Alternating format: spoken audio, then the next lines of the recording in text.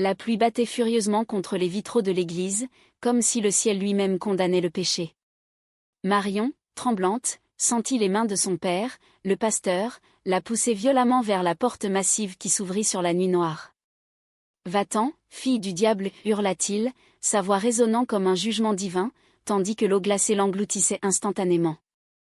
Marion trébucha sur les marches glissantes, son corps frêle heurtant le sol pavé de la Plaza Mayor de Séville. L'eau ruisselait sur son visage, mélangeant ses larmes à la fureur des éléments. À 20 ans, elle n'avait jamais imaginé que l'amour pouvait être une telle malédiction. Son père, le pasteur protestant d'une petite communauté évangélique installée dans cette ville andalouse depuis des générations, avait découvert une lettre intime adressée à une amie d'enfance. Une lettre qui révélait tout, ses sentiments profonds pour les femmes, son refus des normes imposées par la Bible qu'il prêchait avec ferveur. « Tu souilles notre famille » avait-il crié, arrachant la missive de ses mains tremblantes. La nuit était impitoyable. Séville, habituellement vibrante de flamenco et de tapas, semblait ce soir une prison liquide. Marion se releva, ses vêtements collés à sa peau, et erra sans but sous l'averse. Ses pensées tourbillonnaient, comment avait-elle pu croire que son père, cet homme pieux qui avait fui la France pour propager la foi en Espagne, comprendrait ? Il avait toujours été un pilier de rigidité, citant Lévitique et Romain pour condamner ce qu'il appelait l'abomination. Mais Marion, avec son esprit curieux nourri de livres français Hugo, Baudelaire, Colette avait découvert en elle une vérité plus forte que les Écritures. Au détour d'une ruelle étroite, près de la cathédrale de la Giralda, elle s'effondra contre un mur. C'est là qu'elle la vit pour la première fois, Adeline. Une silhouette élégante, enveloppée dans un imperméable noir, tenant un parapluie qui luttait contre le vent.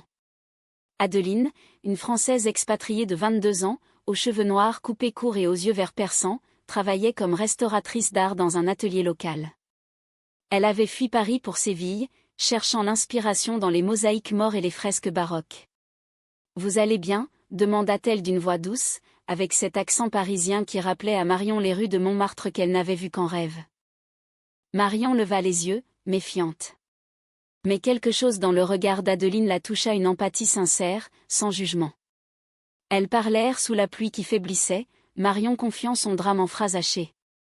Adeline l'écouta, puis l'invita chez elle, un petit appartement dans le quartier de Triana, surplombant le Guadalquivir.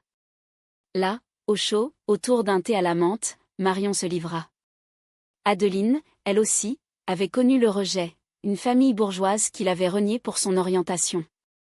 L'amour n'est pas un péché, c'est une lumière, murmura-t-elle, posant une main sur celle de Marion. Les jours suivants furent un tourbillon. Séville s'éveilla sous un soleil timide, et avec lui, une amitié naissante. Adeline montra à Marion les secrets de la ville, les jardins de l'Alcazar, où les orangers embaumaient l'air, les marchés animés où les gitanes vendaient des châles colorés. Marion, qui avait grandi dans l'ombre de l'église de son père, découvrait la liberté. Elle trouva un emploi comme serveuse dans un café flamenco, où les guitares et les claquements de talons rythmaient ses soirées. Mais le passé la hantait. Son père, le pasteur Leclerc, refusait de la voir, et les rumeurs couraient dans la communauté, la fille du pasteur, une dépravée. Adeline devint son ancre. Leurs promenades le long du fleuve se muèrent en confidences intimes. Une soir, sous un ciel étoilé, Adeline avoua « Je ressens pour toi plus que de l'amitié, Marion. C'est comme si Séville m'avait menée à toi. » Marion, le cœur battant, répondit par un baiser timide. Ce fut le début d'une passion ardente, mêlée à la peur. Dans cette Espagne conservatrice, où l'Église catholique dominait encore les esprits malgré les avancées légales, leur amour était un risque. Mais il était aussi une révélation, profond, sensuel, comme les vers de Rimbaud qu'Adeline récitait en français. Pourtant, les nuages s'amoncelaient. Le pasteur, rongé par la culpabilité et la colère, cherchait à sauver sa fille. Il contacta d'anciens amis en France, espérant l'envoyer dans un centre de thérapie de conversion. Marion l'apprit par une lettre anonyme glissée sous sa porte. La trahison la frappa comme un coup de poignard. Comment son propre père pouvait-il la voir comme une malade ? Elle confronta Adeline, qui la serra dans ses bras. « Nous affronterons cela ensemble. » Mais au fond d'elle, Marion doutait. Était-ce vraiment possible dans ce monde impitoyable ? Les semaines passèrent, et leur relation s'approfondit. Adeline, avec son talent artistique, peignit Marion nue, capturant sa vulnérabilité et sa force. « Tu es mon muse », disait-elle. Marion, en retour, apprit à Adeline les hymnes protestants de son enfance, les transformant en chants d'amour. Séville devint leur cocon, mais la pression montait. Des regards hostiles dans la rue, des murmures à l'église. Un soir, lors d'une fête de la Semana Santa, où les processions emplissaient les rues de capirotes et d'encens, Marion croisa son père. Ses yeux étaient emplis de douleur. « Reviens, ma fille », murmura-t-il. Mais elle s'éloigna, main dans la main avec Adeline. La trahison vint d'où elle ne l'attendait pas. Une amie commune, Isabella, une danseuse flamenco jalouse de leur lien, révéla leur secret à la communauté. Isabella, qui avait un temps courtisé Adeline, agissait par dépit. Le pasteur, informé, organisa une intervention, une réunion où Marion fut confrontée à sa famille élargie. « Choisis, Dieu ou le péché », tonna-t-il. Marion, les larmes aux yeux, choisit l'amour. Mais le mal était fait, Adeline, blessée par les accusations, commença à douter. « Et si nous étions maudites ?» se demanda-t-elle. Le conflit intérieur d'Adeline grandit. Issue d'une famille athée mais traditionnaliste, elle luttait contre ses propres démons. Une nuit, après une dispute passionnée, elle disparut, laissant une note « Je t'aime, mais je dois réfléchir ». Marion fut dévastée. Seule à nouveau, sous la pluie qui revenait comme un mauvais présage, elle erra dans Séville. Était-ce la fin? Les jours suivants furent un néant. Marion errait comme un fantôme dans les rues de Séville, évitant l'église de son père et les endroits qu'elle avait partagés avec Adeline. Le Guadalquivir coulait indifférent, emportant ses espoirs. À 20 ans, elle se sentait vieillie de décennies. Le travail au café devint une routine mécanique, servir des cafés qu'on léchait, sourire aux touristes, ignorer les regards curieux. Mais la nuit, les souvenirs l'assaillaient, les caresses d'Adeline, ses rires résonnant dans l'appartement de Triana, ses yeux verts brillants de passion. Adeline, de son côté, s'était réfugiée chez une tante à Grenade, dans l'ombre de l'Alhambra. Là, entourée de jardins morts et de fontaines murmurantes, elle réfléchissait. Son départ n'était pas une trahison, mais une fuite devant la peur. « J'ai besoin de me trouver moi-même pour t'aimer pleinement », avait-elle écrit dans une lettre qu'elle n'envoya pas. À 22 ans, Adeline portait les cicatrices de son passé parisien, une rupture douloureuse avec une femme qui l'avait manipulée, la laissant méfiante. Marion était différente, pure, intense, mais la pression de la société espagnole l'étouffait. Pendant ce temps, le pasteur Leclerc luttait avec sa conscience. Dans la petite église protestante nichée près de la Plaza de España, il prêchait sur le pardon, mais ses mots sonnaient creux. Sa femme, une Française discrète, le suppliait. « Notre fille n'est pas perdue, c'est nous qui le sommes si nous la rejetons. » Il repensait à sa propre jeunesse en France, où il avait fui un scandale familial pour se consacrer à Dieu. Était-il hypocrite? Une nuit, il pria jusqu'à l'aube, cherchant une réponse dans les évangiles. Marion, déterminée à survivre, se plongea dans la lecture. Elle découvrit des auteurs françaises comme Violette Leduc et Monique Wittig, qui parlaient d'amour lesbien avec une franchise qui la libéra. « Je ne suis pas brisée », se répétait-elle. Un soir, au café, elle rencontra une groupe de militants LGBTQ+ locaux, organisant des réunions secrètes dans les bars de l'Alhambra de Hercule.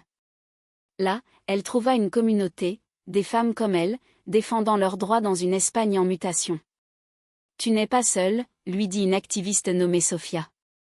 Inspirée, Marion écrivit une lettre à Adeline, postée à Grenade. « Reviens, mon amour. Séville est vide sans toi. Ensemble, nous pouvons affronter le monde. » Adeline la reçut, les larmes aux yeux. Elle erra dans les rues de Grenade, visitant la Capilla Real, où les rois catholiques reposaient. Là, elle comprit, l'histoire était pleine de persécutions, mais aussi de résistance. Elle prit le train pour Séville, le cœur battant. Leurs retrouvailles furent électriques. Sous un olivier dans les jardins de l'Alcazar, Adeline serra Marion dans ses bras. « Pardonne-moi ma faiblesse », murmura-t-elle. Elles s'embrassèrent, scellant un pacte, plus de fuite. Leur amour reprit, plus fort, teinté de maturité. Elles emménagèrent ensemble dans un appartement plus grand, décoré de toiles d'Adeline représentant des femmes enlacées, inspirées des mythes andalous. Mais la paix fut de courte durée. Le pasteur, apprenant leur réconciliation, orchestra une nouvelle confrontation. Il invita Marion à l'église, prétextant une réconciliation. Elle y alla, accompagnée d'Adeline pour soutien. Là, dans la nef éclairée par des bougies, il révéla son plan: un pasteur ami de France viendrait pour une session de guérison. « C'est pour ton bien, dit-il, les yeux implorants. Marion explosa: « Mon bien ? Tu me jettes dehors comme une paria, et maintenant tu veux me guérir ? L'amour n'est pas une maladie. » Adeline intervint, sa voix ferme: « Monsieur le clerc, votre Bible parle d'amour, pas de haine. » Le pasteur vacilla, mais la trahison était profonde. Il avait contacté les autorités locales, alléguant une influence néfaste d'Adeline, une étrangère. Bien que légalement infondé, cela sema le doute dans la communauté. Des harcèlements commencèrent, graffitis sur leurs portes, appels anonymes. Isabella, la danseuse, alimentait les rumeurs, par jalousie persistante. Le point de rupture vint lors d'une manifestation pour les droits LGBTQ+ à Séville. Marion et Adeline y participèrent, brandissant des drapeaux arc-en-ciel. Le pasteur, présent pour une contre-manifestation religieuse, les vit. Dans la foule, un affrontement éclata, cris, poussées. Marion fut séparée d'Adeline, et dans la confusion, Isabella s'approcha d'Adeline, murmurant des mensonges: « Marion te trompe avec Sophia. » Adeline, encore fragile, crut un instant, et s'enfuit. Marion la chercha frénétiquement. Elle trouva Adeline sur un pont surplombant le fleuve, en pleurs. « C'est faux !» cria Marion. Mais le mal était fait, la confiance ébranlée. Elles se disputèrent violemment, des mots durs fusant comme des flèches. « Peut-être que ton père a raison, nous sommes maudites », lança Adeline. Marion, blessée, partit seule. Les mois suivants furent un calvaire. Marion se réfugia dans l'activisme, organisant des ateliers sur l'acceptation dans les écoles. Adeline, rongée par le remords, reprit son art, peignant des toiles sombres reflétant leurs tourments. Le pasteur, voyant la souffrance de sa fille, commença à douter. Il lut des théologiens progressistes, comme ceux de l'Église réformée en France, prônant l'inclusion. Une lettre anonyme d'Isabella avoua sa manipulation, cherchant le pardon. Adeline, apprenant la vérité, courut chez Marion. « Je suis une idiote, dit-elle. » Elles se réconcilièrent dans une étreinte passionnée, leur amour renaissant des cendres. Mais le haut-trao approchait, une tempête littérale et figurative. La tempête frappa Séville avec une violence rare. Les vents hurlants arrachaient les tuiles des toits, et la pluie transformait les rues en rivières. C'était comme si la nature elle-même reflétait le chaos intérieur de Marion et Adeline. Leur réconciliation récente était fragile, menacée par les ombres du passé. Le pasteur, alerté par les nouvelles, appela Marion: « Viens à l'église, c'est dangereux dehors. » Elle refusa, mais Adeline insista: « Allons-y ensemble, c'est l'occasion de guérir les blessures. » Elles arrivèrent à l'église trempée, l'édifice protestant se dressant comme un bastion contre les éléments. Le pasteur les accueillit, surpris de voir Adeline. « Entrez, mes filles, » dit-il, sa voix adoucie par l'urgence. À l'intérieur, les bougies vacillaient, et l'eau s'infiltrait par une fissure au toit. Ils s'assirent dans la nef, et pour la première fois, une conversation honnête s'engagea. « Pourquoi m'as-tu jeté dehors, père ?» demanda Marion, la voix brisée. Il baissa la tête: « J'avais peur. Peur pour ton âme, peur du jugement des autres. Mais j'ai prié, et Dieu m'a montré que l'amour est plus grand que mes préjugés. » Adeline, touchée, ajouta: « Nous ne demandons pas votre bénédiction, mais votre acceptation. » Le pasteur pleura, avouant ses erreurs. C'était un moment de catharsis, mais le destin en décida autrement. Un craquement sinistre retentit, le toit, affaibli par des années de négligence, céda sous la pression de la pluie. Des débris tombèrent, et dans la panique, le pasteur fut frappé à la tête. Il s'effondra, inconscient. Marion hurla, Adeline courut chercher de l'aide. Ensemble, elles le transportèrent dehors, sous l'averse, attendant les secours. « Ne meurs pas, père » murmura Marion, tenant sa main. À l'hôpital, les médecins diagnostiquèrent une commotion sévère, mais réversible. Pendant les jours suivants, Marion et Adeline veillèrent à son chevet. La communauté, apprenant l'incident, se mobilisa. Isabella, rongée par la culpabilité, vint s'excuser, « J'ai été jalouse, pardonnez-moi. » Marion, magnanime, accepta. Ce fut le début d'une guérison collective. Le pasteur se remit lentement. Dans sa convalescence, il relut la Bible avec un œil neuf, influencé par des penseurs français comme Teilhard de Chardin, qui voyaient l'amour comme évolution divine. « J'ai été aveugle », confia-t-il à Marion. Elle et Adeline, unies plus que jamais, décidèrent de rénover l'église endommagée. Adeline, avec son expertise en art, dirigea les travaux, restaurer les fresques, ajouter des motifs inclusifs, des symboles arc-en-ciel subtils dans les vitraux. Séville changea. L'église devint un lieu d'accueil pour tous, organisant des débats sur la foi et la diversité. Marion, devenue une leader, écrivit un mémoire en français, Sous la pluie de Séville, racontant son histoire. Il toucha des lecteurs en France et en Espagne, promouvant l'humanisme. Adeline exposa ses toiles, célébrant l'amour lesbien avec une sensualité poétique, inspirée de Matisse et de Picasso. Mais les cicatrices persistaient. Une nuit, Adeline avoua une dernière peur, « Et si la société nous rejette à nouveau ?» Marion répondit, « Alors nous construirons notre propre monde. » Leur relation s'approfondit, mêlant romance et engagement. Elles voyageaient ensemble, de Madrid à Barcelone, découvrant des communautés queer florissantes. Le haut trao personnel vint lors d'un mariage symbolique. Dans les jardins de l'Alcazar, entourées d'amis, elles échangèrent des vœux en français, « Je t'aime pour l'éternité », dans la pluie comme au soleil. Le pasteur, présent, les bénit officieusement, « Que Dieu vous garde ». C'était une victoire personnelle, mais la vie réservait encore des épreuves. Isabella, cherchant rédemption, révéla un secret, elle avait été manipulée par un membre conservateur de la communauté, craignant le changement. Cela déclencha une enquête interne, purgeant l'Église des éléments toxiques. Marion, forte de cela, organisa une conférence sur la réconciliation familiale, invitant des experts de France. Les années passèrent. Marion et Adeline adoptèrent une fille, Elena, d'un orphelinat andalou. Elles l'élevèrent dans l'amour, lui enseignant le français et l'espagnol, la tolérance et la passion. Le pasteur, grand-père attendri, joua avec elle, regrettant ses erreurs passées. « Tu m'as ouvert les yeux, ma fille », disait-il. Pourtant, un BKCH subtil persistait, la santé du pasteur déclina. Atteint d'une maladie chronique, il confia à Marion, « Redessine l'église après moi. » Elle promit. À sa mort, paisible, Séville pleura un homme transformé. Marion prit la relève, non comme pasteur, mais comme gardienne humaniste. Elle transforma l'édifice en un centre culturel, mêlant foi, art et inclusion. Adeline, à ses côtés, peignit une fresque murale, deux femmes sous la pluie, symbolisant leur histoire. « C'est notre legs », dit-elle. Leur amour, forgé dans le feu, devint une beacon pour d'autres. Les années sculptèrent leur histoire comme un sculpteur français modelant l'argile.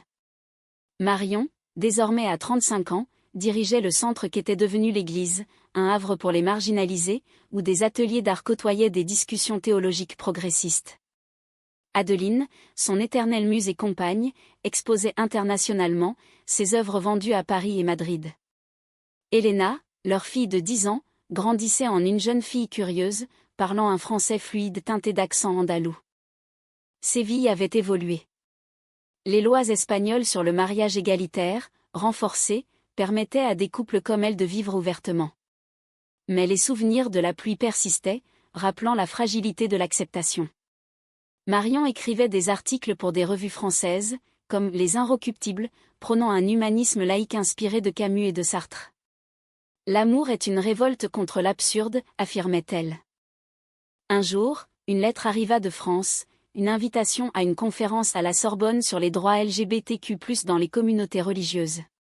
Marion et Adeline y allèrent, emmenant Elena. À Paris, sous la tour Eiffel scintillante, elles revécurent leur jeunesse. « C'est ici que tout a commencé pour moi », confia Adeline, évoquant son départ pour l'Espagne. La conférence fut un triomphe. Marion parla de son père, de la trahison d'Isabella qui avait depuis fondé un groupe de soutien pour les repentis et de leur résilience. Nous avons redessiné non seulement une église, mais des cœurs, conclut-elle sous les applaudissements. Adeline, en coulisses, la serra dans ses bras, tu es mon héroïne. De retour à Séville, elles affrontèrent une dernière épreuve. Helena, à l'école, fut harcelée pour avoir 2 mamans. Marion, furieuse, confronta l'administration, transformant l'incident en une campagne éducative. Adeline illustra un livre pour enfants sur les familles diverses, distribué dans les écoles andalouses. Leur amour, mûri, était un mélange de passion et de tendresse. Les soirées à Triana, avec du vin rioja et des guitares flamenco, étaient des oasis. Souviens-toi de cette nuit sous la pluie, disait Marion. Adeline souriait, c'était le début de nous. Le conclusion vint lors d'une commémoration, 10 ans après la tempête. Le centre, rebaptisé Église de la Lumière, inaugura une plaque en mémoire du pasteur. Marion prononça un discours, « Mon père m'a jeté dehors, mais il m'a aussi appris le pardon. » Aujourd'hui, cette église accueille tous, car l'humanité est plus grande que la doctrine. Adeline, tenant la main d'Helena, ajouta une toile, une famille unie sous un arc-en-ciel. La communauté applaudit, symbolisant la victoire sur l'adversité. Isabella, réconciliée, était là, témoignant de la rédemption. Ainsi, leur histoire se clôtura sur une note humaniste. Pas un happy end hollywoodien, mais une paix profonde, forgée dans les larmes et les rires. Marion et Adeline, ensemble pour toujours, prouvèrent que l'amour pouvait transformer même les plus durs des cœurs. Séville, avec son mélange de cultures, devint le témoin de leur legs, une église redessinée, un monde un peu plus inclusif. Dans les rues animées, sous un soleil éternel, elles marchaient main dans la main, Helena courant devant. La pluie, quand elle venait, n'était plus une malédiction, mais un rappel, de la tempête naît la renaissance.